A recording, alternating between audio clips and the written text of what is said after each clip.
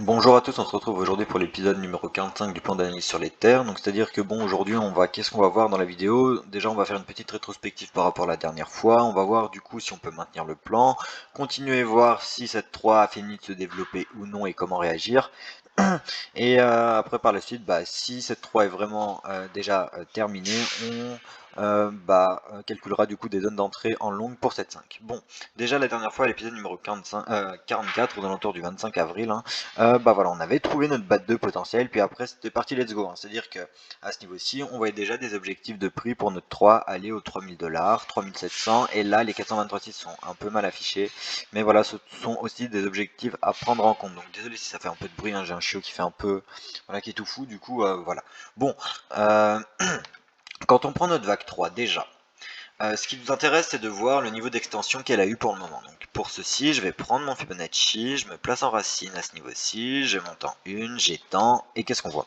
On voit que les 168 sont touchés, hein, donc les 3131, ici on voyait les 3118. Bon, écoutez, c'est parfait, hein, on a touché la zone.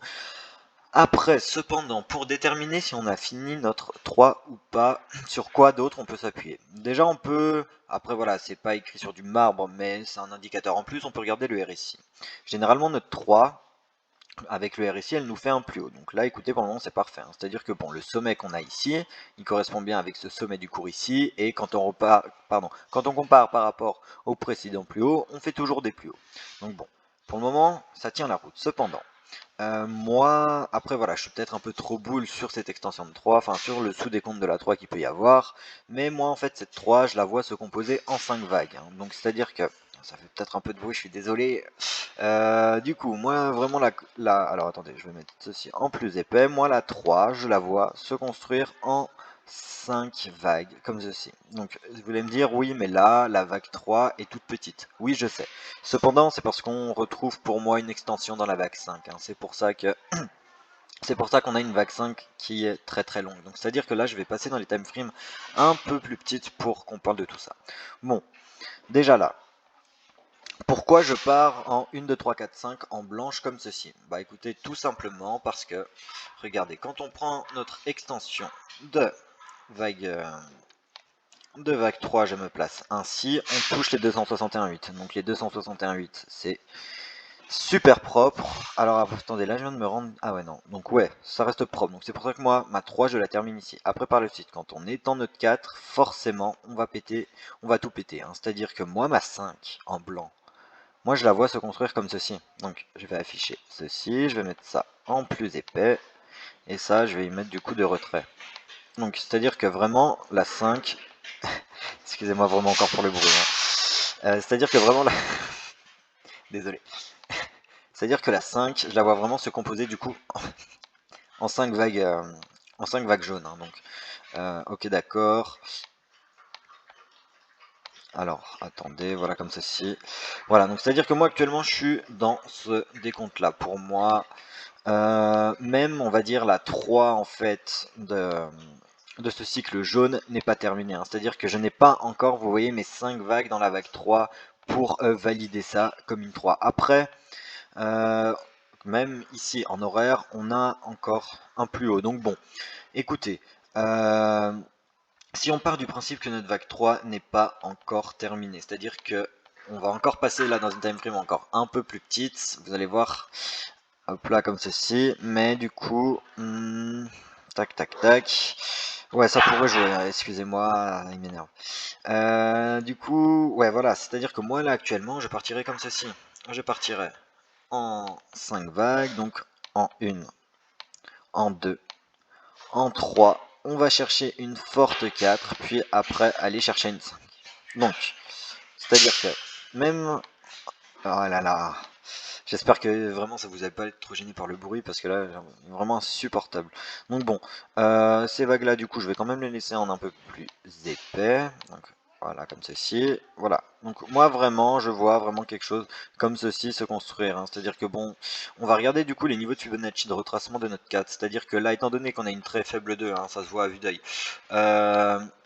on devrait s'attendre du coup théoriquement à un retracement aux alentours des 50% de Fibonacci. Donc s'attendre peut-être encore une petite baisse, puis après aller par la suite chercher notre fin de 3. mais ça reste à voir. C'est-à-dire que vraiment jouer un petit mouvement comme ça, vraiment sur de cette time frame là, bon après vous faites ce que vous voulez, mais moi vraiment je vais pas me prendre la tête, hein. C'était vraiment pour vous montrer pourquoi je voyais encore des extensions dans ces trois, et voilà pour que vous compreniez un peu. Malgré tout, je vais réafficher du coup en fait les vagues de degrés supérieurs dont je parlais tout à l'heure, voilà, comme ceci. Alors, ça, je vais y mettre. On va parler de celle-ci, voilà. Donc bon, vous vous rappelez, je vais remontrer ça avec, du coup, je vais remontrer ça en fait avec les Fibonacci, voilà comme ça. Donc, on se souvient tout à l'heure, on a vu que l'extension de la 3 touchait les 161,8%. C'est-à-dire que bon, notre 3, voilà comme ceci. Ceci, bah écoutez, j'y déplace juste un petit peu comme ça pour que vous voyez où je veux en venir par rapport au décompte. Donc on pourrait du coup déjà finir notre 3 ici. Si on voit que là, comme j'ai montré là tout à l'heure pour la mini 4, si pour la mini 4 tout à l'heure on va péter les 50, on va beaucoup plus bas et que voilà ça invalide notre plan, alors comment se repositionner? C'est ça qui va être intéressant. Donc bon, en partant du principe que là on a notre 3, nous ce qui va nous intéresser c'est de trouver un niveau de retracement de 4 qui pourrait du coup nous permettre de rentrer en longue. Étant donné que la 2 était super forte, vous l'avez compris, la 4 va être super faible. Donc c'est-à-dire que pour la 4, on devrait s'attendre théoriquement à un retour des prix aux alentours des 2980 $, en tout cas sur le graphique que j'utilise. Après, nous, ce qui nous intéresse, c'est le Fibo, hein. Donc c'est vraiment un retracement. Oula, je vais pas lui mettre en... Voilà, un retracement aux alentours des 23,6% de Fibonacci. Donc bon, quand on aura ce niveau-ci, après, bah, comme dit, il faudra s'intéresser du coup à notre extension de 5, parce qu'on sera vraiment dans la toute dernière vague, et vous verrez, dès qu'on aura la confirmation de 4, je sais que ça fait un petit moment que je dis que j'en parlerai, mais je parlerai du coup des vagues de degrés encore supérieurs. Mais dans ce cas-là, déjà, ce qu'on pourrait faire, c'est vraiment sécuriser notre trade, hein. C'est-à-dire que bon, nous on l'a vu, on est rentré à ce niveau-ci. Pour ceux, du coup, s'il y a des gens qui sont dedans, ou que sais-je, déjà, on pourrait du coup monter son stop loss, voilà, à ce niveau-ci en bas de 4, comme ça, comme dit. On sécurise un maximum nos positions, même là notre stop loss, bah, en fait on fait du bénéfice, donc bon c'est tout bénéf, hein. Donc après du coup pour le calcul des extensions de 5, comment je fais? Bah tout simplement je me place en racine, je monte, j'étends à la zone spéculée des 38,2, mais vous l'avez compris, si le cours va un peu plus bas, bah, du coup on réajustera les TP, et s'il s'arrête au contraire un peu plus haut, bah on réajustera aussi. Mais là je vais partir du principe que voilà, je pars au milieu du rectangle, et du coup je vais mettre en évidence les TP du coup de notre 5. Donc notre 5, elle, on va pouvoir faire un petit TP aux alentours des... Moi là le TP vraiment je le prendrai aux alentours des 38,2% de Fibonacci. Pourquoi? Parce qu'on est dans une vague 5 qui est elle-même dans une vague 5, et bon, étant donné qu'on privilégie pas les tronqués généralement, mais on peut s'attendre du coup potentiellement à une tronquée, hein. Étant donné que le marché est vraiment boule depuis un moment, il y a un jour ou l'autre il va s'épuiser, hein. Et du coup ça peut potentiellement arriver dans les fins de cycle, les tronqués, donc c'est vraiment à prendre en compte. Donc vraiment, TP de sécu, s'il y en a un à prendre à ce niveau-ci. Donc c'est pour ça que je vais symboliser ça par un rectangle rouge. Après par la suite, on devrait avoir théoriquement le TPD 61.8, mais comme dit, je vais pas le privilégier et je vais mettre vraiment mon premier TP majeur au 100%, donc aux alentours des 3570 $. Donc voilà, deuxième TP se trouve aux alentours des 161,8% de Fibonacci, et dernier TP théorique bien sûr de notre 5 se trouve à ce niveau-ci. Donc dans ce cas-là, je vais supprimer ceci parce que là, on n'en a plus besoin, voilà comme ceci.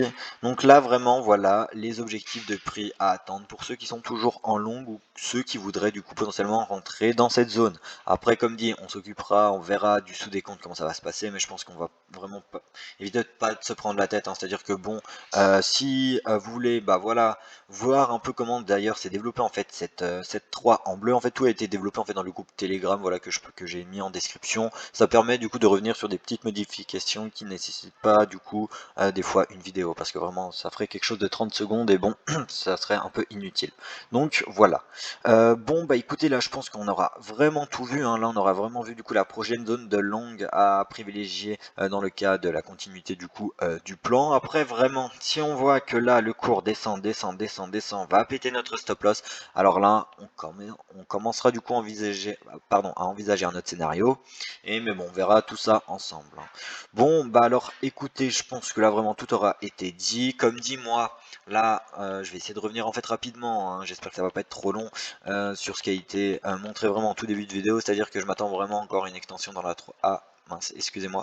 Je m'attends encore vraiment à une extension dans la 3 de la 3 de la 3, hein. On est un peu là-dedans et après je suis peut-être un peu trop boule.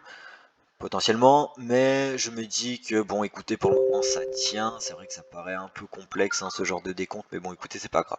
Bon bah écoutez là je pense que j'aurais vraiment tout dit. On maintient ce plan là de la 3 en bleu qui n'est pas fini, en tout cas moi je maintiens ceci, après vous si vous avez fini votre 3 là, bah go vous rentrez bah du coup au 23-6 et puis on n'en parle plus. Bon bah écoutez on va remettre tout ça à jour, bah je l'ai à jour oui bah, très rapidement, je l'espère. Et merci pour ceux qui sont restés jusqu'à la fin. Ciao.